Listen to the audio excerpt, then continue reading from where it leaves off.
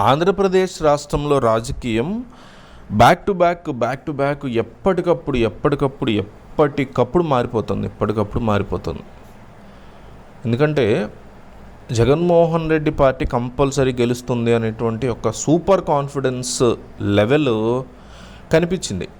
ఎవరిలో? వైసీపీ శ్రేణుల్లో చాలా గట్టిగా కనిపించింది. కూటమి గెలుపు కాన్ఫిడెన్స్తో కనిపించినా అవతల వైసీపీ యొక్క గెలుపు కాన్ఫిడెన్స్ చూసి వీళ్ళకి చాలా షాక్ అనిపించింది.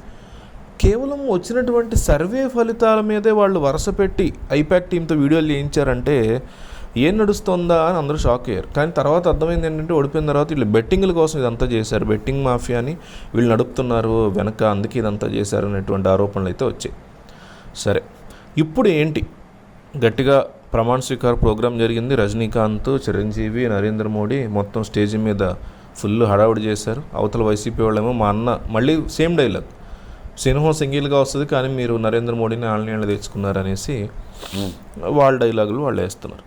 సో ఇప్పుడు ఈ రకమైనటువంటి సిచ్యువేషన్స్ నడుస్తున్న తరుణంలో చంద్రబాబు నాయుడు యొక్క నెక్స్ట్ టార్గెట్ జగన్మోహన్ రెడ్డి యొక్క సిబిఐ కేసును ముందుకు తీసుకెళ్లేలా చేయటమే. కేంద్రంతో ఇప్పటికే ఆయన కేంద్ర ప్రభుత్వానికి సపోర్ట్ ఇచ్చినటువంటి టైంలో ఎన్డీఏ 3.0, నరేంద్ర మోడీ 3.0 ఈరోజు గద్దెనెక్కిందంటే ఈరోజు చంద్రబాబు నాయుడు, నితీష్ కుమార్ యొక్క దయే. లేదంటే ఏం జరిగేదంటే 350 వస్తాయి, 400 వస్తాయని జబ్బలు చచ్చినటువంటి బీజేపీకి 240 ఇచ్చారు ప్రజలు. సో చంద్రబాబు, నితీష్ కుమార్ సైలెంట్గా వెళ్ళిపోయి కాంగ్రెస్కి సపోర్ట్ చేసేసి ఉంటే ఎట్లా ఉండేది? కాంగ్రెస్ ప్రభుత్వం అధికారంలోకి వచ్చేది దేశంలో. సో అడ్డేసి కాపాడింది ఈ చిరంజీవి, పవన్ కళ్యాణ్, చంద్రబాబు నాయుడు, నితీష్ కుమార్ అని చెప్పుకోవచ్చు. ఇట్లా కాపాడినటువంటి క్రమంలో వాళ్ళు ఏం చెప్పినా వీళ్ళు చేయాల్సి ఉంటుంది, నితీష్ కుమార్ అయినా చంద్రబాబు అయినా. సరే, మరి రాష్ట్రానికి ప్రత్యేక హోదా డిమాండ్ చేసి తెప్పించుకుని ఆ తర్వాత మిగతా రాజకీయ కార్యక్రమాలు వీళ్ళు పెట్టుకుంటే బాగుండేది.